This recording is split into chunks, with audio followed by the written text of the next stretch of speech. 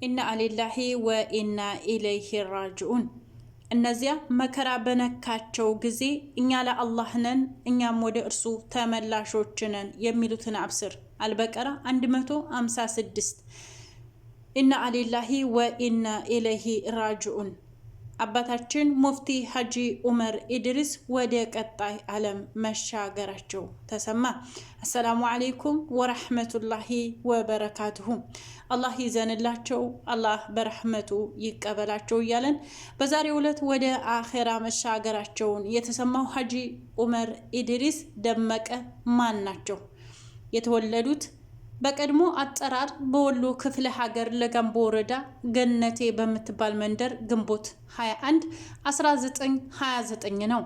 ገና በለጋ እድሜያቸው የእውቀት ፍቅር በልባቸው ጸርጾ ገበሬ አባታቸውን አስፈቅደው ከእስልምና እውቀት ለመቋደስ የህይወት መንገድ መጀመራቸውን በህይወት ሳሉ በሰጧቸው ቃለ ምልልሶች ተናግረዋል።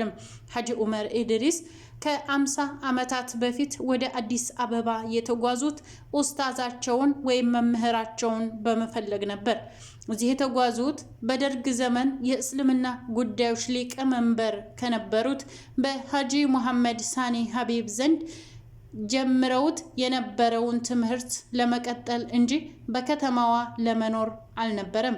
እርሳቸው መምህራቸውን የፈለጉትን ያህል ደሴ ከተማ ውስጥ ያስተምሯቸው የነበሩ ተማሪዎች ደግሞ እርሳቸውን ፍለጋ ተከትለው መጥተዋል። ሆኖም ለዓመታት የሰበሰቡትን እውቀት ሌሎችን ለማስተማር ከበቂ በላይ መሆኑን ሀጂ ሳኒ ስለተረዱ በአንዋር መስጂድና በመስጂድ ኑር እንዲያስተምሩ ተመደቡ።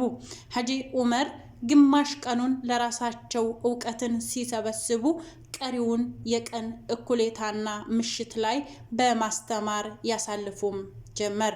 ሙፍቲ ሀጂ ዑመር ኢድሪስ ከማስተማር ባሻገር ከ50 በላይ ሃይማኖታዊ መጽሐፍትንም ጽፈዋል። ቅዱስ ቁርአንንም ተርጉመዋል። የቁርአን ትርጉም ስራቸው በሲዲ ተሰራጭቷል።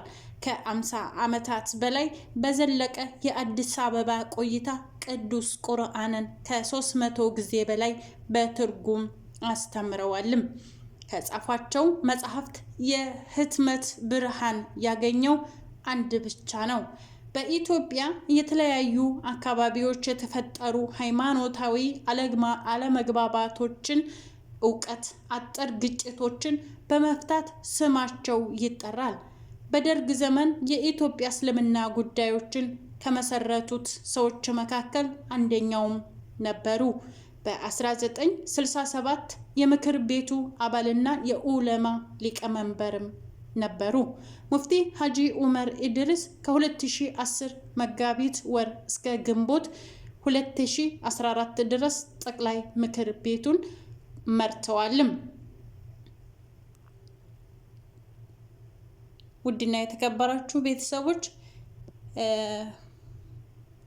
ኡስታዝ አህመዲን ጀበል ያስተላለፈልን መልእክት ደግሞ እንዲህ ይዤላችሁ መጥቻለሁ። ኢና ሊላሂ ወኢና ኢለይሂ ራጂዑን። አባታችን ሀጂ ዑመር ኢድሪስ ወደ ቀጣይ ዓለም መሻገራቸውን ሰማን። ለዓመታት በጥሩም በመጥፎም ሁኔታ ውስጥ አብረን ሰርተናል። ለህዝበ ሙስሊሙ መልካም ከማሰማት በመነጨ ወይም ኢጅቲሃድ የሐሳብ ልዩነት የተንጸባረቁባቸው ጥቂት ሰሞንም አሳልፈናል። በመልካም ወዳጅነት በአባትና ልጅነት እየተያየን አብረን ብዙ ሰርተናል። በግልም ሆነ እንደ ኮሚቴ አባልነትም አብረን ብዙ ተቀማምጠናል፣ ተማክረናል። ዛሬ ሙፍቲ ወደ ቀጣዩ ዓለም ተሻግረዋል። ዱንያና በውስጣ ያለው ሁሉ ጊዜያዊ መሆኑን ደጋግሞ የሚያስታውሰን ሞት እኛንም በየተራ ይጠብቀናል። አላህ ሙፍቲ ሀጂ ዑመር እዝነቱንና ምህረቱን በማጎናጸፍ በጀነተል ፊርዶስ እንዲመነዳቸው እንለምነዋለን። አላህ ለኛም መልካም ፍጻሜን ይለግሰን ዘንድ እንማጸነዋለን። እርሳቸው ወደማይቀረው ዓለም ተሻግረው ከስራቸው ጋር ተገናኝተዋል። በልቦቻችን ቅሬታ ያሉን በሙሉ አፍ ከማለት ተሻግረን ዱዓ እንድናደርግላቸው። የትኛው ሟች በቅን ልቦና ከአላህ ለእርሱ ምህረትን ከመለመን የበለጠ የሚጠቅመው ነገር የለምና በዱዓችሁ እናግዛቸው።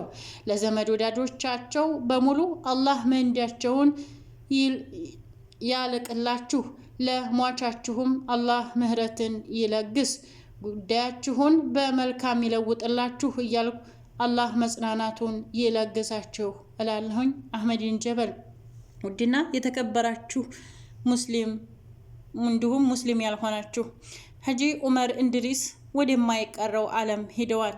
እዚህ ጋር አንዱ ሌላ እያመጣ ከመባላት ለሳቸው የሚጠቅማቸውን ዱዓ ማድረግ ነው። ስራና ስራቸው ከእሳቸው ጋር አብሮ ሂዷል። አላህ በእዝነቱ አላህ በጀነተል ፊርደውሱ ያቀማጥላችሁ። ወሰላሙ አለይኩም ወረሕመቱላሂ ወበረካቱሁ።